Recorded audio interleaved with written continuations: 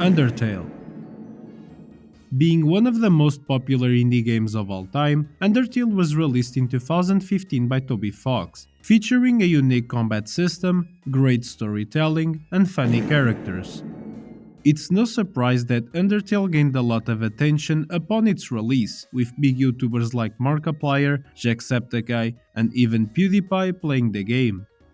What a nick. As a result, the game's fandom grew exponentially, attracting tons of people. And let me tell you, when a fandom gets too big, it's never a good sign.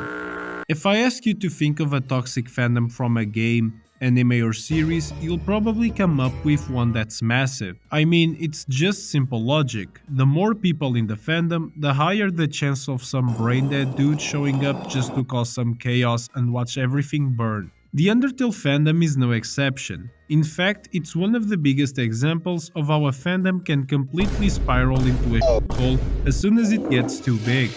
Don't believe me? The creator of the game has called out the fandom countless times. There are tons of videos of people talking about how toxic the community is, and there's officially more Undertale porn than Five Nights at Freddy's porn. Today, I'm here to talk about a case that shocked the entire fandom, throwing it into chaos for several days. So, without further ado, let's get into it.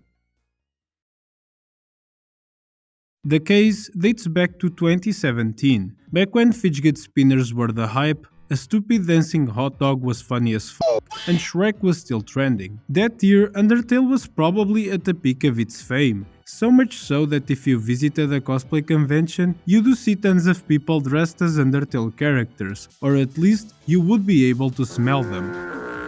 Eva Midis, a Taiwanese Undertale fan artist, was attending one of these conventions in Taiwan. She was minding her own business when a so-called fan approached her, praising her art before handing her some homemade cookies. Kinda wholesome, right? Wrong.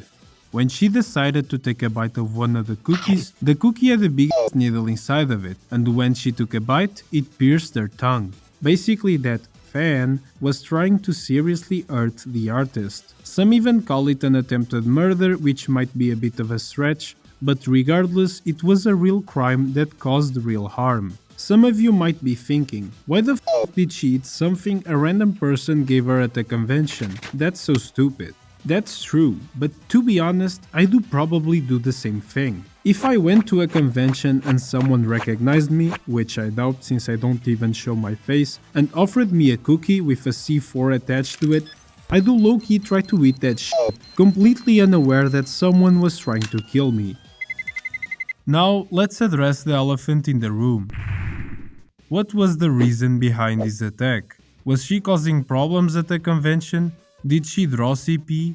Does she not like LeBron James? Well, not really, but one possible explanation lies in the type of fanart Evimidis used to post on her socials. She was known for drawing fanart of an Undertale ship called Frans, a relationship between Frisk, the main character, and Sans the skeleton. This ship is often looked down upon within the Undertale fandom, not just because it's cringe, which, let's be honest, it is, but because Frisk is portrayed as a literal child, while Sans is portrayed as someone older. And you already know where this is going. I even made a video on this topic about a year ago. Some people argue that shipping underage characters is fine since they're not real, while others find it highly inappropriate. Personally, I stopped giving a fuck about that debate a long time ago.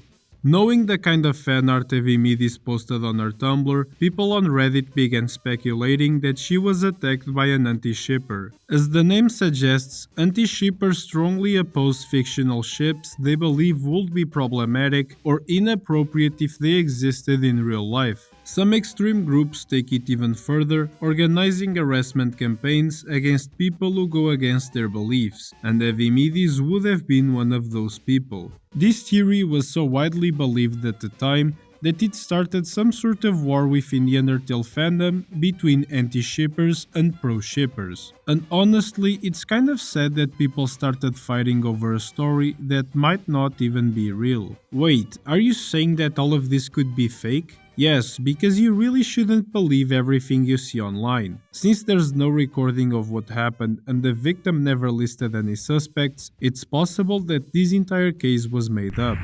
But why would she fake an attack, you ask? Well, there are plenty of possible reasons. We've seen countless times where big YouTubers fake attacks and to gain pity and attention from viewers, or even to cover up shady controversies they've recently been involved in. However, in Heavy Midi's case, I highly doubt the attack was fake. The picture she posted of the cookie looks highly believable, and at the time she wasn't involved in any controversy. And I say at the time because she right now has her Twitter profile set on private, and in 2021 she had the following bio. Learn from the past, moving on. I decided to reboot my social media accounts only for myself some space to breathe.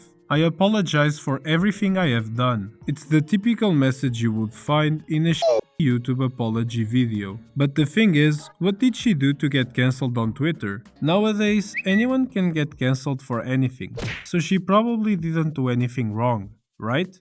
Sadly, it doesn't seem that way. There are many posts on Twitter with various allegations against her, including animal abuse, stealing money from friends and family, blackmailing, and behaving like EDP445 and Dr. Disrespect. There's no concrete proof that she is guilty, these are just allegations. But if she were 100% innocent, I don't think she would have written that bio.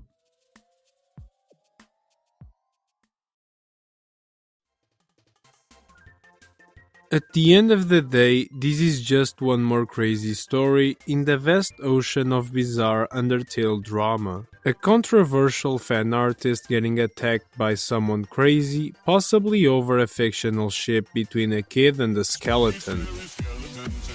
And as much as we'd like to know more, Heavy Midis eventually disappeared from the internet due to some messed up shit she had done in the past. So guys, what can we learn from this? Don't obsess over something as trivial as a fictional ship. Don't accept food from strangers, especially if they seem to be an Undertale fan. And most importantly, don't post your opinions online, or someone might try to kill you over them.